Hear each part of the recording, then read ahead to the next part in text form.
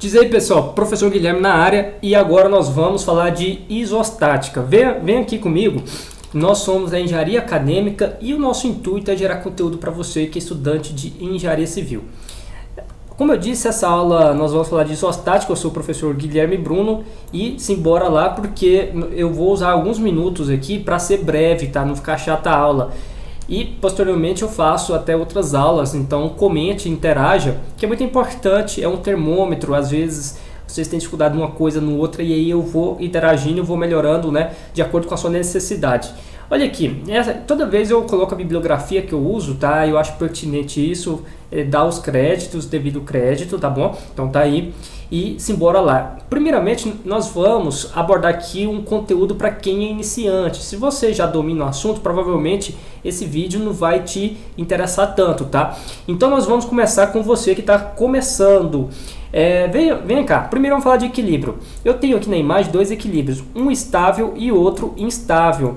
A figura é bastante ilustrativa, no entanto ela é bastante clara ao conceito de estável e instável. Qual dos dois nós projetamos na engenharia? Esse daqui, né? Se você falou equilíbrio estável, parabéns, é esse aqui mesmo. E isostática, quando eu tenho uma viga isostática, ela está no equilíbrio estável ou no equilíbrio instável? Qual que é? Bem, nós estamos no equilíbrio estável, tá bom? Nessa aula também nós não vamos abordar, né, a determinação disso. Tem um método de cálculo para você saber se é hipostático, ou seja, pouco estático, que nós não trabalhamos com isso na engenharia, a isostática e a hiperestática, que são as duas classificações que nós trabalhamos, tá? Ambas estão no equilíbrio estável, tá certo? Para que o meu sistema estrutural esteja no equilíbrio estável, tem que atender pelo menos, olha só essa palavra, pelo menos essas três condições: somatório de força em x, em y e momento tudo igual a zero, tá? Esse é o equilíbrio. Quando nós impedimos x em y, nós impedimos as translações. Quando nós impedimos momento, nós impedimos a rotação do sistema.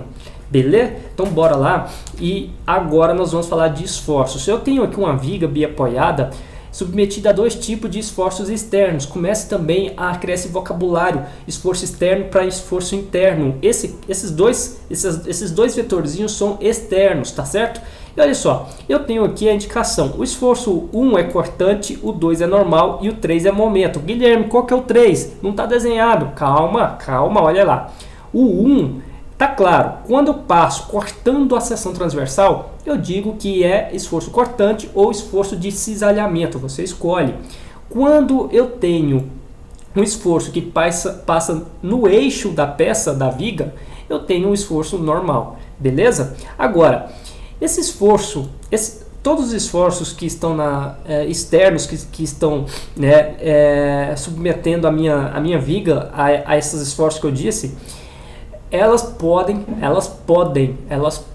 né, ocasionar o esforço de momento fletor. Aqui no caso, somente o esforço, a setinha 1 que está fazendo isso. Por quê? Porque eu tenho um braço de alavanca.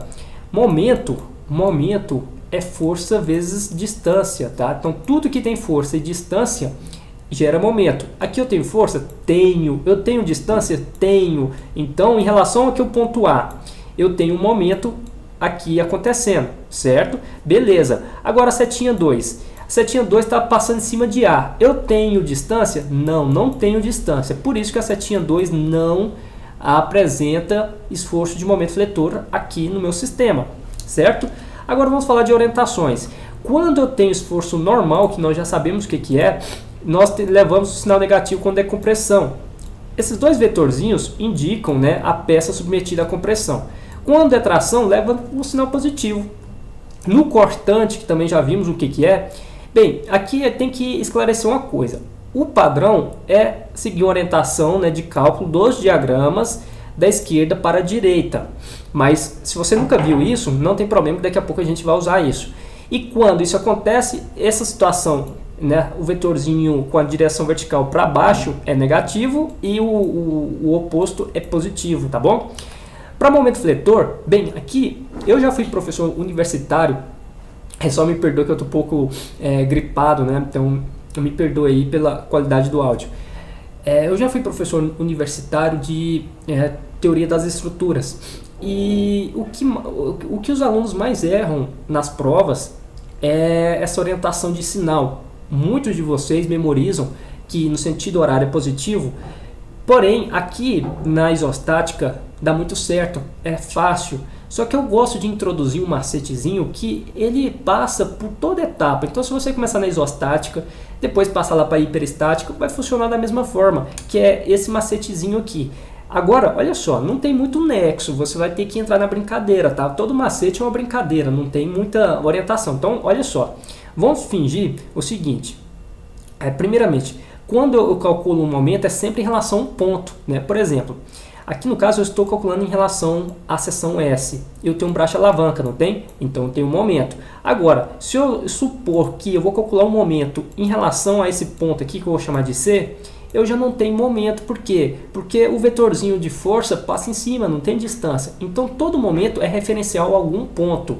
Nesse caso, quando nós calculamos diagramas de momento fletor, nós partimos da esquerda para a direita, tá? Então por isso que eu estou calculando lá na seção S. E eu vou calcular só esse vetorzinho. Nós temos das reações, mas para ir na ordem gradativa eu vou evitar de falar dela.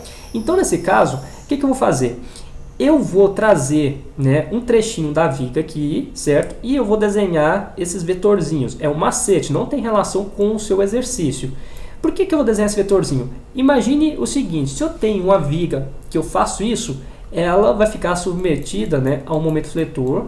E aí você vai entender que esse momento fletor é positivo, tá? Olha lá, é positivo.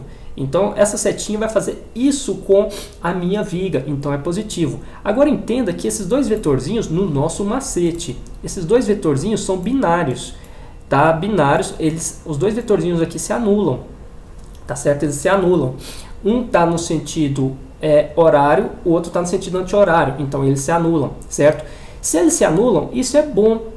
Então o macete é o seguinte, se eles se anulam, isso é bom para a segurança, tá? Então eu tenho uma estabilidade. Então se é bom, vamos supor que é positivo, tá? É positivo, é um macete, não tem aqui uma orientação técnica, é macete. Isso é bom porque se anula, então é positivo. Agora vamos supor, né? Eu vou pegar esse trecho aqui. Esse trecho daqui até lá, tá vendo? Tá vendo esse trecho aqui? Eu vou pegar e vou trazer para cá, olha lá. Aqui é o trecho. Aqui eu tenho o S, certo? Vamos chamar aqui de C, só para facilitar. Aqui eu tenho o C, tá bom? Bem, eu fiz o mesmo que eu fiz aqui, não é? Olha só, como em S eu não tenho esforço externo, né, eu tenho o quê? Esforço interno. Então eu vou repetir o macete assim. Eu repito esse vetorzinho lá, né? Então olha aqui, eu pego esse vetorzinho, né, e repito aqui. Agora, lá no ponto C eu tenho um esforço externo, certo? Que está para baixo. Quando ele está para baixo, né, se está aqui para baixo, ele tem um braço alavanca daqui até lá, não tem? Olha aqui o braço alavanca. Então ele vai fazer um esforço para lá, certo? Em relação à seção S. Perceba que nesse caso, eu não tenho binário. Por quê? Porque são esforços cumulativos, certo? Eles se somam. Então se eles se somam, esse trecho aqui está instável. Então se está estável é ruim, negativo. Então esse momento aqui é negativo, tá? É momento negativo, que é o mesmo negativo que você está vendo aqui. Percebeu? Vamos fazer de novo? Olha só. Parece difícil, mas depois que você memoriza, isso aqui serve para qualquer... Quando chegar pórtico serve, quando pegar a hiperestática serve. Agora se você memorizar no horário positivo, isso vai te confundir lá na frente, tá?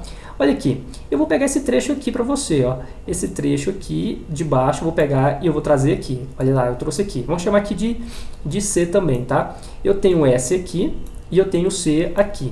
O S é seção transversal, esforço interno. Então eu vou pegar o esforço de lá e eu vou trazer para cá. Ó. Eu vou copiar o macete, tá? Esse esforço aqui eu trago para cá. Trouxe para cá. Agora, lá no ponto C, eu tenho um esforço externo. Olha ele aqui, ó. Olha ele aqui. Em relação à minha seção S, vai estar fazendo isso aqui, ó. Vai estar fazendo isso aqui, não é? Porque o vetorzinho está para cá, não é? A braça alavanca não é para cá? Então, vai estar girando a peça nesse sentido. O binário não se anulam aqui? Anulam. Então, sinal positivo. Esse momento é positivo. Olha lá, é positivo. Tá certo? Então, simbora. E agora nós vamos falar de vínculo de apoio. Eu tenho aqui 3 vínculos de apoio. Eu tenho de primeiro gênero, eu tenho de segundo gênero e eu tenho de terceiro gênero. Primeiro, segundo e terceiro. Tá certo?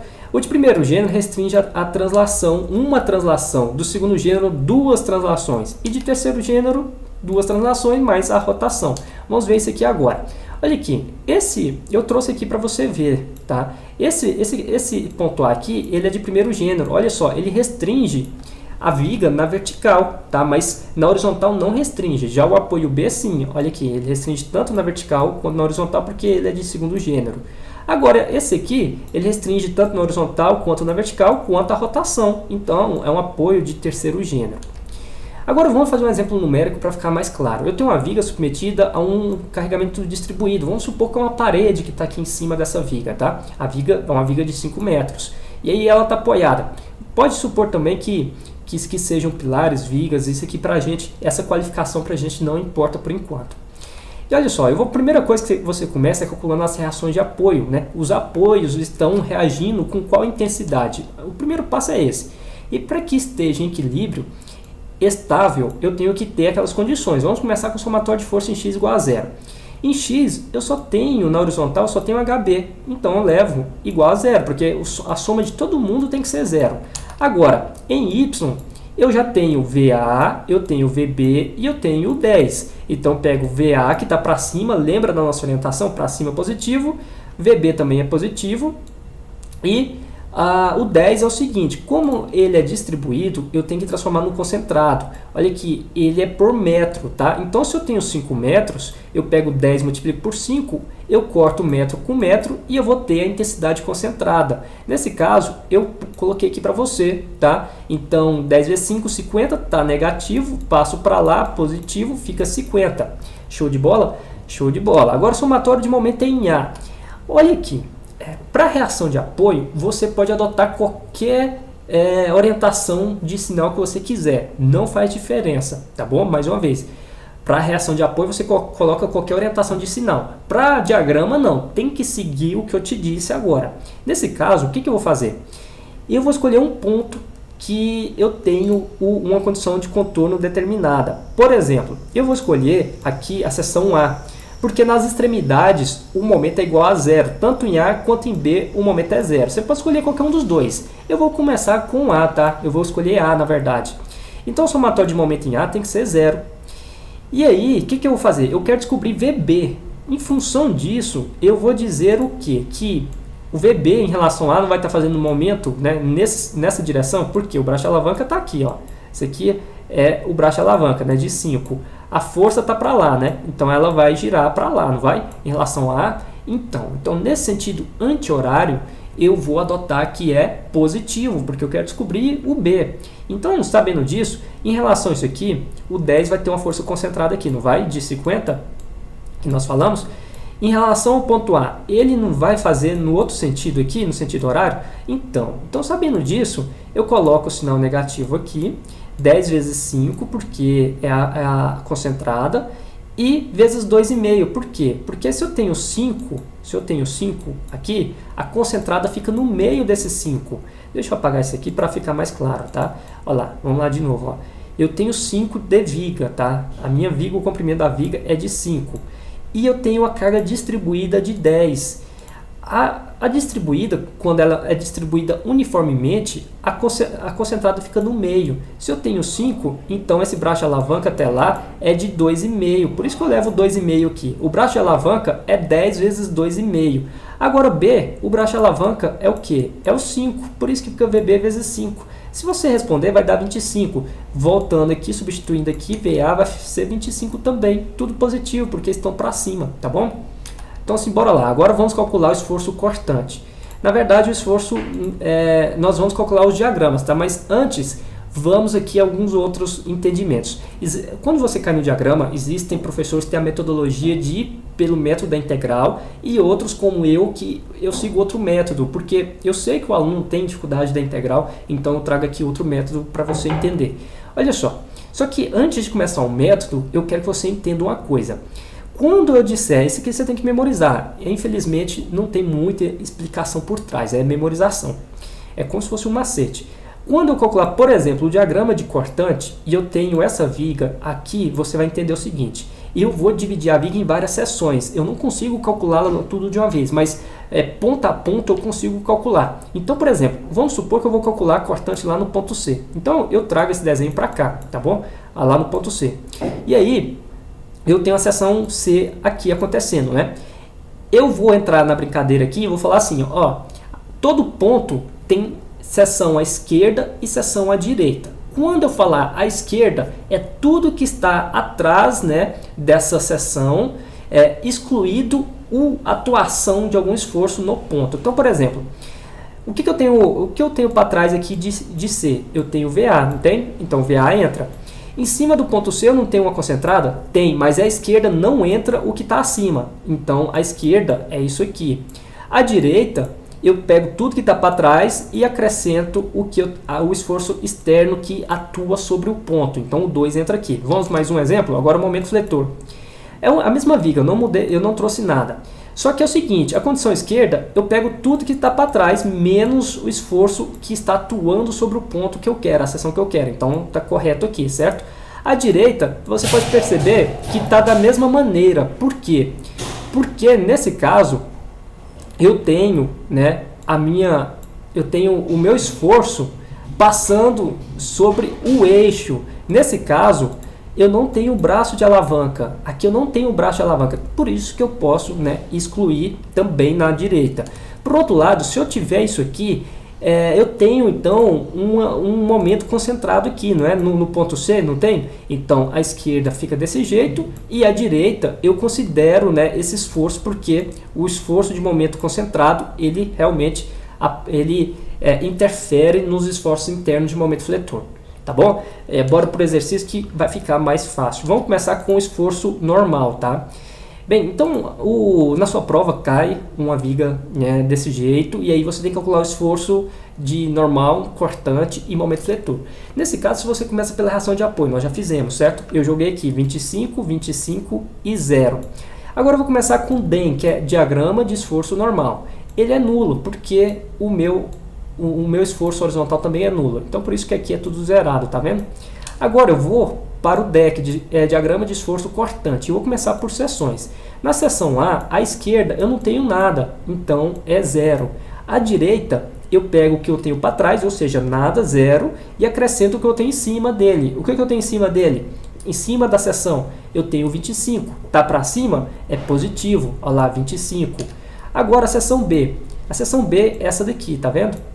Eu tenho a esquerda, certo? B esquerda, ou seja, eu vou considerar tudo da esquerda, exceto, né, a atuação que está sobre a seção. Então eu vou considerar o 25, eu vou considerar a distribuída, que é 50, né? Eu tenho 50 aqui, certo?